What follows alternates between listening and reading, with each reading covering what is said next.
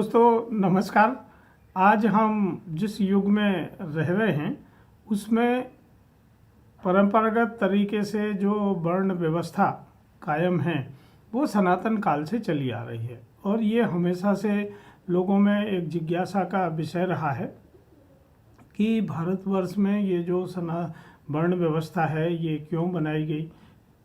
ये जन्म से के आधार पर बनाई गई या कर्म के आधार पर बनाई गई या लोगों की साइकोलॉजी के टाइप के आधार पर बनाई गई। तो इसके बारे में बहुत सारी बातें हैं और बहुत सारा विवरण मिलता है, पर मुझे जो लगता है कि इसका सर्वश्रेष्ठ जो व्याख्या है वो गीता के चौथे अध्याय के 13वें श्लोक में भगवान श्री कृष्ण द्वारा की गई है।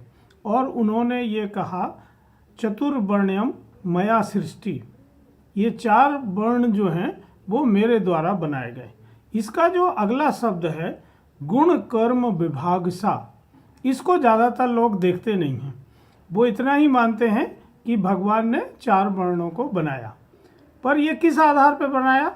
गुण और कर्म। तो हर आदमी का जन्म के साथ एक गुण होता है, एक टाइप होता है, और हर आदमी उस टाइप के हिसाब से अपने जीविकोपार्जन के लिए कर्म करता है। तो ये जो चतुष्वर्ण हैं ये गुण कर्म के आधार पर इनका विभाजन किया गया, इसीलिए वो कहते हैं गुण कर्म विभाग सा। तो हम लोग अपने आप को जुझोतिया परिवार में पैदा हुए हैं हम सभी, और जुझोतिया ब्राह्मण बुंदेलखंड में रहते हैं। और बुंदेलखंड की ये एक प्राचीन सभ्यता रही है। तो अगर हम इसका वैदिक काल जो उत्तर वैदिक काल है और यजुर्वेद के आसपास का समय देखें तो ये इनको कहा जाता था यजुर्देही।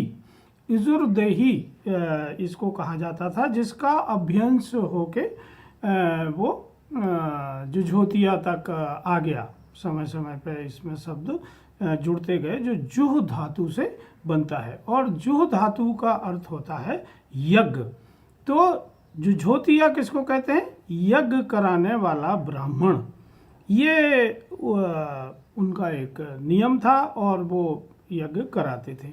जो दूसरी व्याख्या इतिहास में मिलती है वो है कि 1182 में वीर खंगार राजा जो थे वो खेत सिंह थे, और उनके द्वारा उनके राज्य को जुझोती खंड नाम दिया गया, और वहाँ के नागरिकों को वो वीरता से लड़ना और काम करना और इस प्रदेश को आगे बढ़ाने के लिए प्रोत्साहित करते थे। इसीलिए उनने अपने लोगों को जुझारू बनाया, और उसी जुझारू शब्द से उनने अपने खंड को जुझोती खंड नाम दिया, और उस खंड में निवास करने वालों को जुझोतिया कहा गया। तो ये तरह तरह की व्याख्याएं हैं, हम अपने हिसाब से इसका अर्थ लगा सकते हैं, पर ये हमें परंपरागत रूप से मिला है। और मुझे गर्व है कि मैं बुंदेलखंड में और जुझोतिया ब्राह्मण परिवार में पैदा हुआ, और एक लंबी परंपरा का मैं हिस्सा हूँ कि जो मेरे डीएनए में है।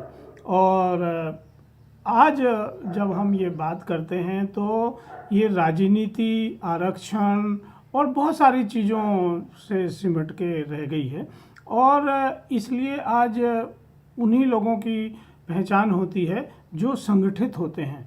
क्योंकि कहा गया है संगे शक्ति कलयुगे, कलयुग में संगठन ही शक्ति है। तो श्री कपिल मिश्रा जी द्वारा, कपिल देव मिश्रा जी द्वारा जो अंतर्राष्ट्रीय जुझोतिया ब्राह्मण महासंघ का गठन किया है, वो जुझोतिया ब्राह्मणों को संगठित करने का एक अच्छा प्लेटफार्म है। और मैं ऐसा मानता हूँ कि जुझोतिया परिवार कहीं भी रहे, देश में या विदेश में कोई भी काम करे, उन्हें इस संगठन में सदस्यता लेनी चाहिए और संगठित होकर समाज के लिए कुछ काम करना चाहिए।